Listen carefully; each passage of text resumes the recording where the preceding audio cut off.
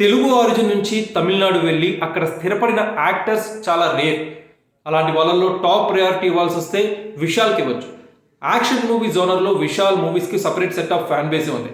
పందెం కోడితో స్టార్ట్ చేస్తే పొగరు, భరణి ఇలా చాలా ఉన్నాయి. విశాల్ ఫిల్మోగ్రఫీలో యాక్షన్ మూవీస్ చాలా ఉన్నాయి. చాలా వరకు చాలామంది ప్రేక్షకులు, తెలుగు ప్రేక్షకులు ఇష్టపడే సినిమా. అయితే విశాల్ మనందరికీ తెలిసిందే, ఏమైనా యాక్షన్ స్టంట్స్ అవి చేయాల్సి వస్తే డూప్ లేకుండా తనే ఓన్గా రిస్క్ చేస్తూ ఉంటాడు. సో ఆ రిస్కే ఇప్పుడు విశాల్ కెరీర్పై కాస్త ఇంపాక్ట్ చూపించినట్టే అర్థమవుతుంది. అట్ ద సేమ్ టైం విశాల్కి ఏ రేంజ్లో డెడికేషన్ ఉంది అనేది కూడా మనకు అర్థమయ్యేలా చేస్తుంది. తెలుసు, ఈ సంక్రాంతి కనుక తమిళనాడులో ఒక సినిమా రిలీజ్ అవుతుంది. అదే విశాల్ మూవీ మదగజ రాజా అనే మూవీ రిలీజ్ అవుతుంది January 12న. ఎప్పుడో రిలీజ్ కావాల్సిన మూవీ కొన్ని అనివార్య కారణాల వల్ల వాయిదా పడుతూ ఎట్టకేలకి ఇప్పుడు రిలీజ్ అవుతుంది. మంచి క్రేజ్ కూడా ఉంది ఈ మూవీకి. అయితే ఈ మూవీ ప్రమోషన్స్లో భాగంగా విశాల్ నిన్న స్టేజ్ మీద మాట్లాడినప్పుడు ఒక ఇంత షాక్ అయ్యారు అందరూ.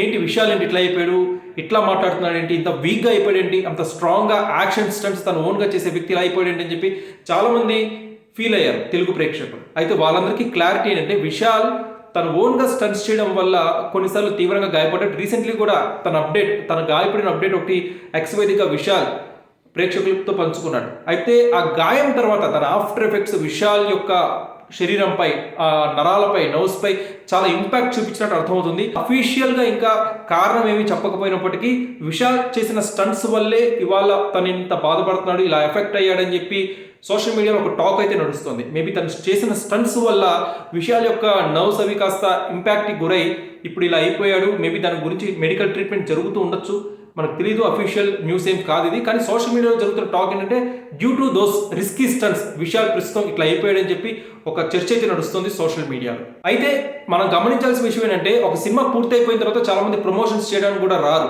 అది హీరోలు కావచ్చు, హీరోయిన్లు కావచ్చు, కొంతమంది ఇష్టపడతారు, కొంతమంది ఇష్టపడరు. కానీ విశాల్ తన మూవీని ప్రమోట్ చేయడం కోసం తను ఈ స్టేజ్లో ఉన్నా కానీ వచ్చి ప్రేక్షకుల ముందు నిలబడి ప్రెస్తో మాట్లాడుతూ తను ప్రమోట్ చేస్తున్న విధానం నిజంగా విశాల్ యొక్క డెడికేషన్కి హ్యాట్స్ ఆఫ్ చెప్పాల్సిందే ప్రతి ఒక్కరు. విశాల్ త్వరగా కోలుకొని మళ్ళీ తెలుగు ప్రేక్షకుల్ని అలరిస్తూ మళ్ళీ ఇదివరకట్లాగా ఫాస్ట్గా సినిమాలు చేసి పందెం కోడి లాంటి సినిమాలు మళ్ళీ విశాల్ చేస్తారని చెప్పి కోరుకుందాం. Get well soon Vishal. And Vishal ఆషామాషి యాక్టర్ కాదు, ఒక ఫైటర్ అని చెప్పుకోవాలి.